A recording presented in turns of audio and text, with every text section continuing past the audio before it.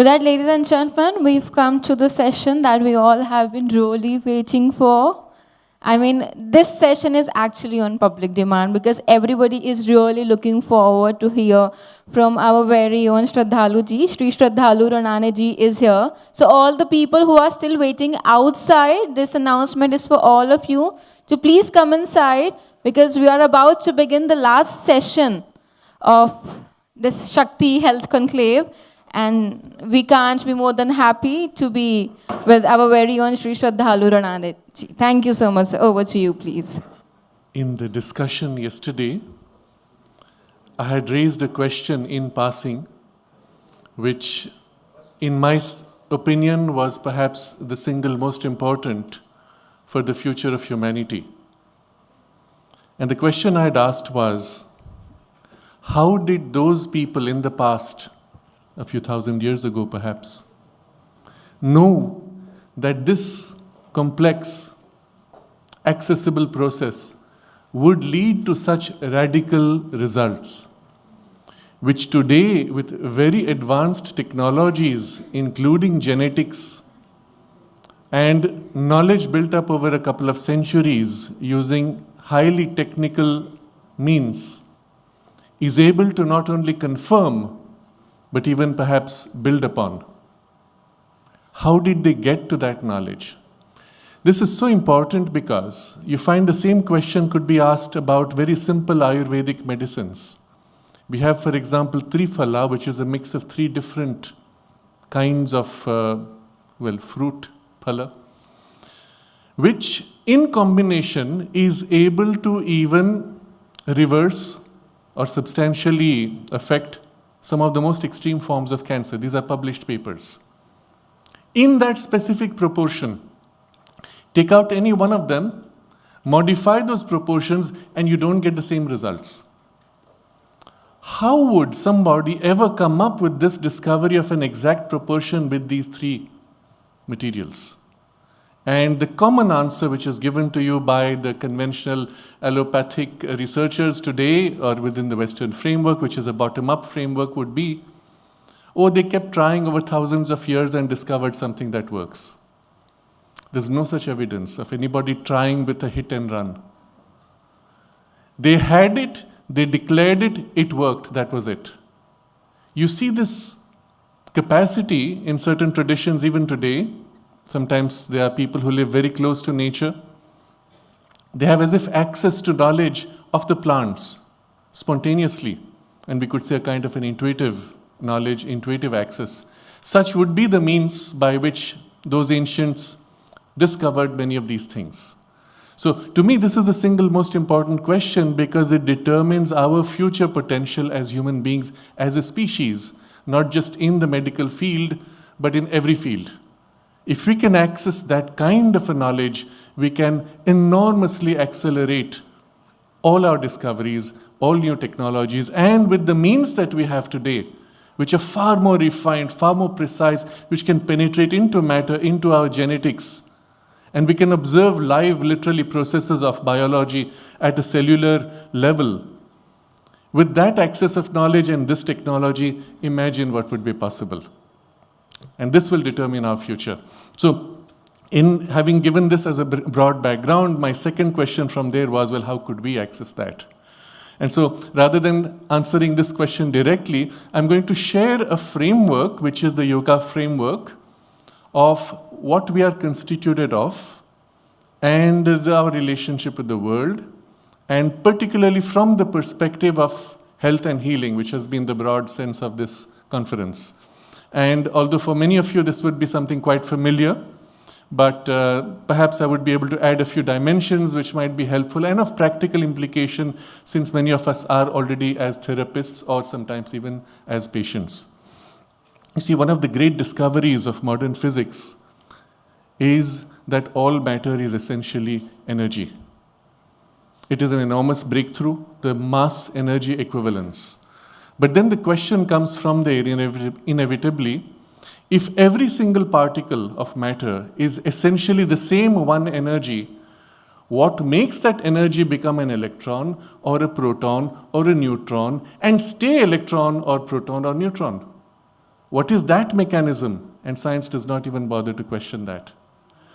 But when you question that, you discover that all matter is energy, but behind energy is one more reality, which is what the yoga tradition tells you, is consciousness. Consciousness shapes energy. Consciousness drives energy. Consciousness holds energy in a mold of an intention, of a thought form, which then becomes matter. So if all matter is energy, all energy is driven and guided by an underlying innate consciousness. If we come to this conclusion, and this is easy to validate, and much of quantum physics actually is a struggle to discover how consciousness interacts with this energy. But without a proper framework of understanding, they're a bit lost. But with this framework, of course, there are implications, and one of the implications being we ourselves being essentially also in mind and awareness, consciousness.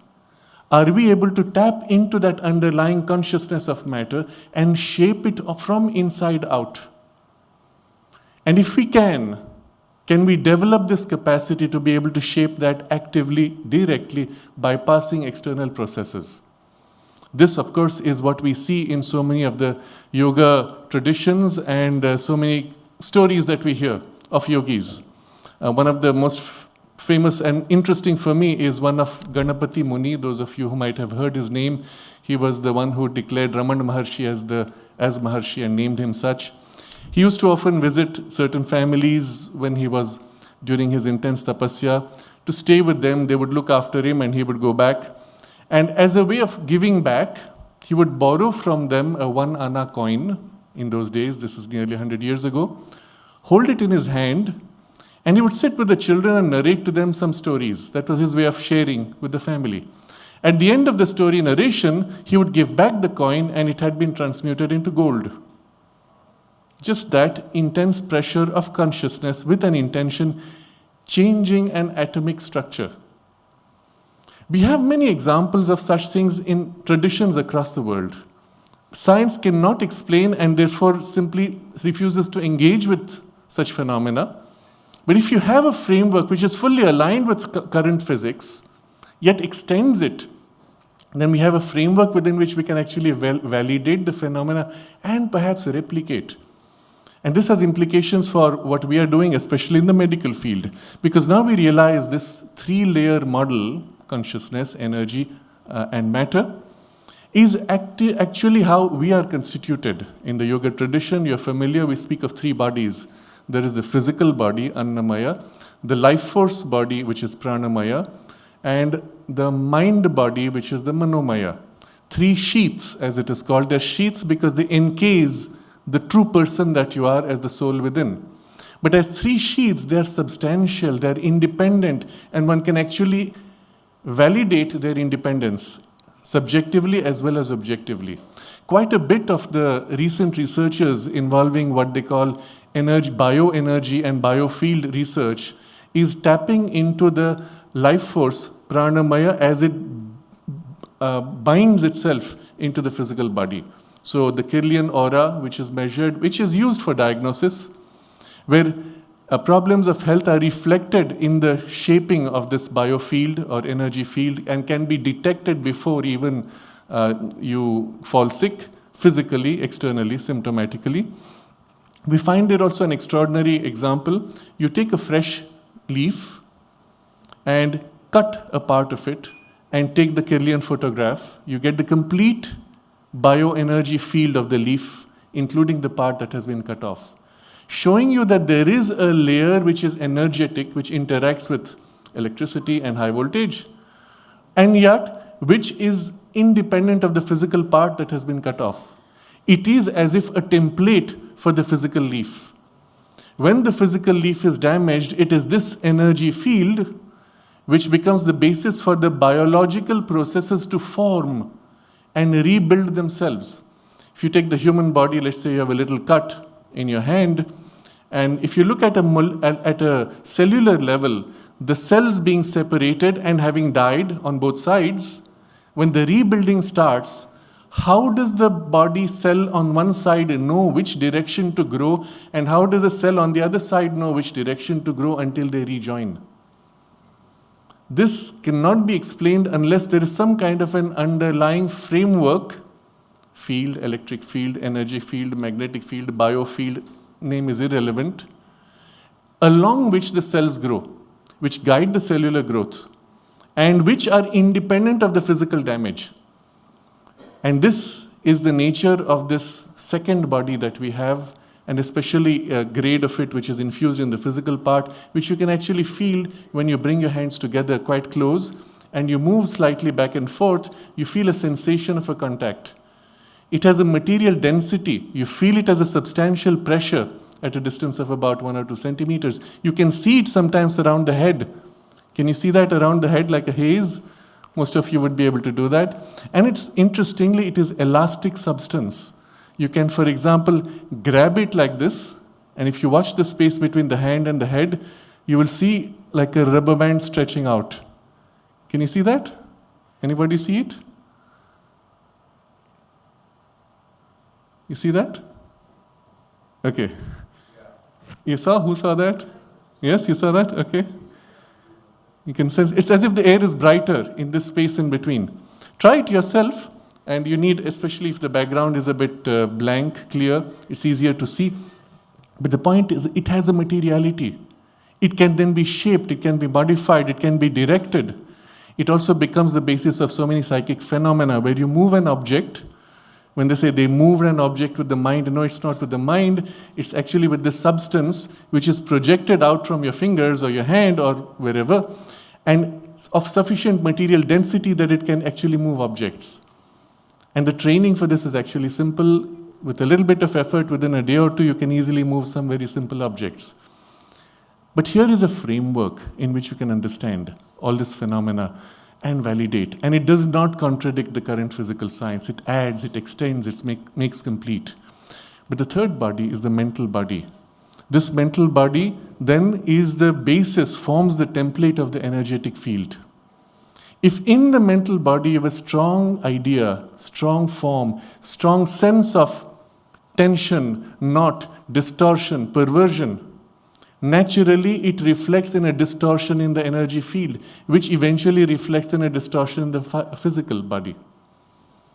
And you may correct all you want on the physical level, including cut out tissue, which represents a knot or a distortion. The distortion on the energy level will tend to reform on a biological level and replicate itself, unless you dissolve it at its origin. And so we understand also why certain kinds of illnesses tend to recur with no apparent biological basis left, but also how a psychological intervention can heal a biological illness. And then we can change our strategy of intervention to tap into all three layers, recognizing that there is an interconnection between them, an interdependence and an influence. We can address all three layers at the same time to have the most dramatic and perhaps lasting cure. So, for many of you, this would be something quite common, but it needs to be articulated in a way that we can also put into practice consciously. A lot of this is also validable by objective means. And I want to share with you a few stories, examples of actual research done by Dabur Research Foundation. And during a visit which Sanjay ji had organized, we had an interaction with some of their scientists. And a group of healers from the United States had approached them and wanted them to validate their healing protocols. So the system was set up. They were given certain samples to be studied in vitro, in vivo, and papers have been published, I understand, subsequently. But one of the quite remarkable examples that they were giving was, in one case, the healer was in the United States and for some reason could not come. So he said, don't worry, I will transfer the healing through Skype call on your laptop. So these scientists were obviously disconcerted. But the sample which had to be healed was placed in front of a laptop, and on the screen was this person's image on a video call. He's seeing the sample. Sample is exposed to a laptop. What's the link between this laptop and the person over there? There's no physical link. There's not even an electromagnetic link which is direct. It's data which is being converted, multiplexed, bounced across satellites. The link is of data, which is something so abstract. And there is a transmission of an energy infused into this sample. And then there's a double-blind test. These samples were then applied upon different samples of cells and then the results seen. One of the examples that the lady gave, one of the scientists there gave us, she said it was her job to observe through the microscope the growth of cells. And with these two samples, one which had been infused with energy, the other which had not. And to them it was obvious. They would infuse the sample, look through the microscope, and in this case she said it was brain cells, nerve cells. And as she is watching, within 2 minutes of being exposed to the healing energy, the connections between the neurons began to grow, new connections, within 2 minutes. And I want to highlight this for a very important reason. Your nerve cells, of course, being also the physical representatives of conscious intention and mind consciousness, are often the most plastic, the most responsive to intention. But in this case, energy directed from across the world on that substance. Initially, the energy is contained in a liquid. The liquid is transferred on the sample here. But at the moment it's transferred, the result begins on such a dramatic scale. New connections begin to form within 2 minutes. Now, my practical implication for this is your body's nerve cells. Think about what that means. Your body's nerve cells are constantly being bathed by your thoughts, your emotions, your energies. What are they doing to your body's nerve cells? Do you need somebody across the world to send a beam of energy? Can you not yourself redirect your own consciousness, your own energy, your own intention upon your own cells? Or, to put it another way, isn't your current illness the result of your thoughts and emotions and their influences on your biology? And if you choose to change this state of consciousness, within 2 minutes, the nerve cells can begin to change. Or given enough time, a few days or a few weeks, all cells can begin to change. And these are extraordinary implications, but backed by an evidence, backed by a framework of knowledge which can be validated. But the implications are so powerful. What we believe ourselves to be, the way we think, the way we feel is in fact the most powerful influence on our body's working. It changes the template which modifies the working of the cells from intention through energy into form of matter. There are many other implications, but I think this is where I want to pause. I want to share one more example which comes from another project of a very different kind, because all this we're discussing still at a very individual level. There's a project which is going on in the United States in Princeton University, which is called the Global Consciousness Project. The website is noosphere, noosphere.princeton.edu. This project has about, the last I had seen, some 65 computers scattered all over the world, at least 2 of them being in India. And in each of these computers, there's a little card plugged in with a small circuit, a computer chip, which is measuring the vibration of a single atom and converting the vibration into pulses. Effectively, for all practical purposes, it's a random vibration, and you get random pulses. These pulses are measured, recorded, and collated in a central computer at Princeton, on which data coming from 64 streams, 65 streams across the world, they do a statistical analysis to measure the overall degree of cohesiveness of the randomness or the spread of randomness across these pulses. So effectively, you get a graph. The graph rises when all the streams become more cohesive. The measure, mathematical count, rises. When they all become more random, the graph falls. So here's one single graph, mathematically calculated, drawn from random vibrations of atoms scattered around the world. What we see obviously in the graph is, it is mostly random. It rises and falls seemingly randomly. Except Every now and then, it seems to rise and stay up for a long time and then come down again. Now, in the protocol which is followed, they go it the reverse way. They look at an event and then look for the graph changing to match the event. So every time that there is some event in which a large number of human minds are aligned to a common interest, the graph rises. For example, World Cup football, 1 billion people watching a live broadcast of the football. At the moment when somebody is going and about to kick the goal, there's high tension in a billion minds, the graph tends to go up. And in the next moment, the ball is shot, hit or missed, the graph falls because the tension is gone. There was an event about 20 years ago when in the Bay of Bengal, there was this sea quake and a tsunami, and about 150,000 people died. The suffering of the 150,000 people dying did not register on the graph. But within an hour or two, when the information hit the television screens of millions of people watching the damage, watching the suffering, that's when the graph began to go up. Interesting. And then it tended to stay up during the time when this messaging was strong. So there are many other examples of this kind, wherever a large number of minds are gathered in a single thing. So when there are certain groups which do meditation on specific dates, a full moon day, etc., you find again the graph going. And often these have local effects, not always global. Perhaps the suffering was brief. The question is, why didn't it register the suffering of the people who died? Perhaps it was brief, or perhaps from the point they died, the influence on the material atoms would have been much less. If they were in the body suffering in large numbers, perhaps that would have been registered, because it was a sudden death for most of them. But there is an interesting angle to this.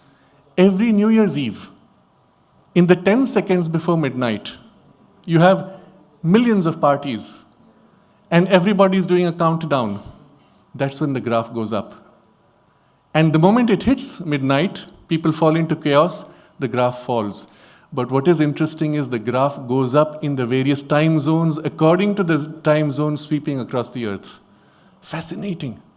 So we see here evidence of the collective influence of the collective mind on what? Physical atoms and their vibrations.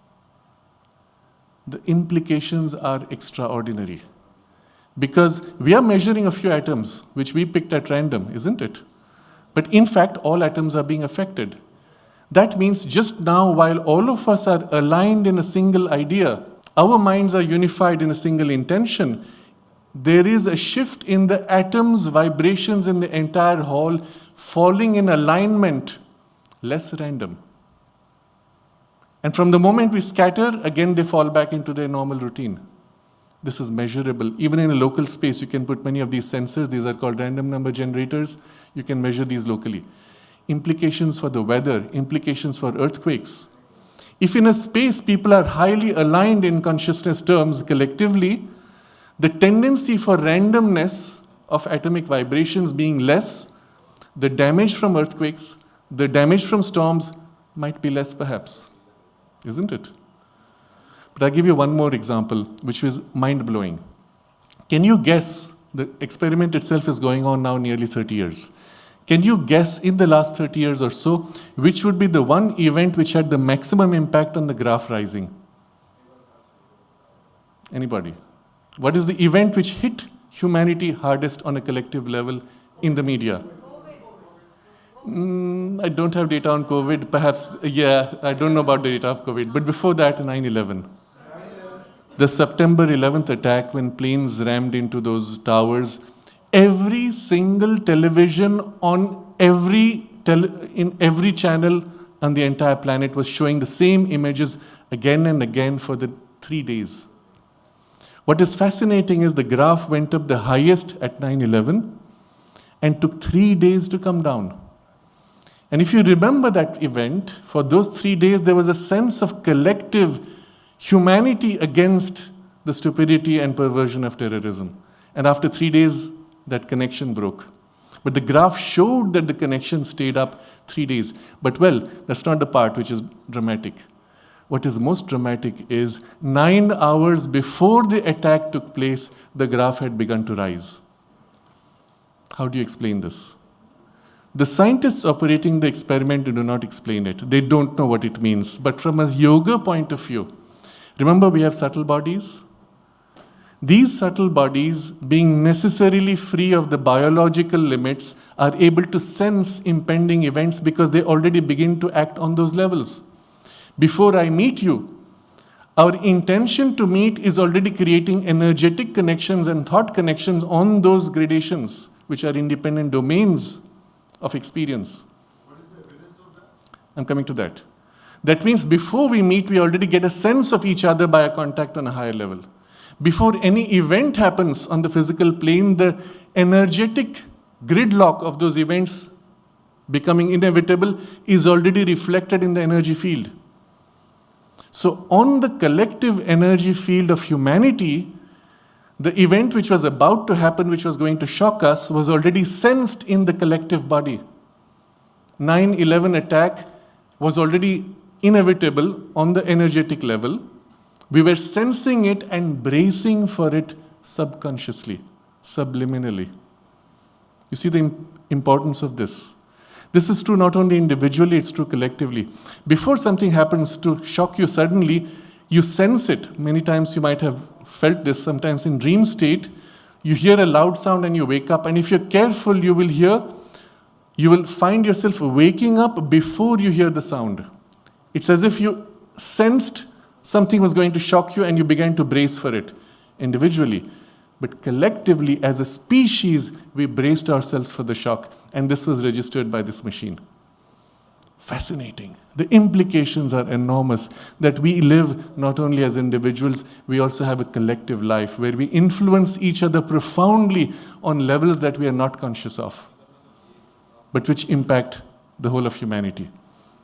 One of the very interesting elements of this experiment is the question asked, over the last 30 years, has this unity of humanity increased or reduced? And then you can do a mathematical analysis on the numbers. We find the trend line overall is upward, meaning we're growing to become more and more unified as a humanity. Okay?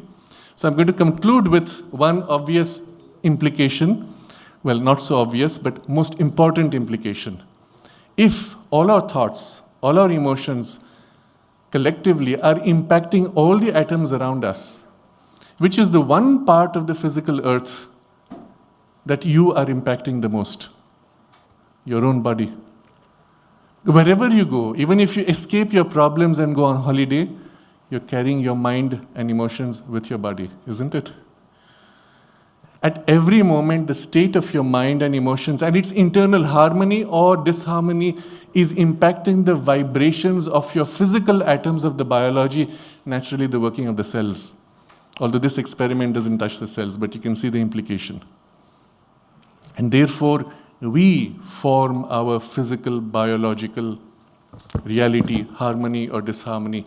We are the creators in most cases. Of course, there are other interactions, but in most cases, we are the creators in the way we react to our circumstances, forming our own, so to say, destiny at a physical level. By changing our consciousness, there is a ripple effect all the way to the material level of our biology, but when collectively done, there's a ripple effect on physical circumstances. So I will leave you with this message. In case there are, do we have a moment for questions or? Okay. Anybody would have? Yes. This is like all available on research. Is there a book that you would advise that we can read about? For this particular example? No, it's like Yes. so intensely amazing that I'm like, my mind is blown. Yes, it is. Because we don't put it in these terms. The researchers who work on this global consciousness project would not dare to state it in these terms. They give you their data, you will see their papers published, but the implications is what we have to look at, isn't it? And it's, there are many books which deal with these things. So the graph started rising 9 hours before. The question now is, how do you explain this? They don't have an explanation. What we do have is a rationale, a framework which I described earlier, which does give you an explanation. Absolutely. The graph itself is published. The data is available. You can download it and do your own mathematical analysis. The whole project is completely open source. you can verify, validate everything. They've published their own papers showing the graph. It's one of the most dramatic of their experimental results. Incidentally, yes, I do know of people who have trained themselves to be able to move objects. But it's not by mind, it's by directing the substance of your physical body. And once you get the hang of that, it's easy to do. And there are actually people who teach this. I think in the Qigong tradition, they teach you also to do these things. It's not so difficult. But you have to understand, it's not mind moving, it's physical substance, subtle physical substance that mind directs. Mind is your creator. It's your most powerful tool to reshape your body even. So the graph can also show the consciousness of those terrorists who were planning it probably 9 hours prior. So this is the reason it started rising up, and as a few individuals would not make such a large shift on the graph. The large shift is a measure of something across the earth. all right. Isn't it? Yeah. So yes, when there are earthquakes in a specific region and the news is limited to that region, then you find the graph is changing only in that region, but not globally. But in this case, this was a global measure. The book I was suggesting is titled The Hidden Forces of Life. It's a compilation from the writings of Sri Aurobindo and the Mother. You'll find many other books of this kind which deal with these questions. The implications, again, to remind ourselves, your mind, your thoughts, your emotions, create your destiny, affect the physical body, affect the collective consciousness. And the more we become conscious, the more we are able to master our thoughts and our emotions, the more we can impact ourselves and our environment on all these levels. Sri Krishna put it in these terms in the Bhagavad Gita.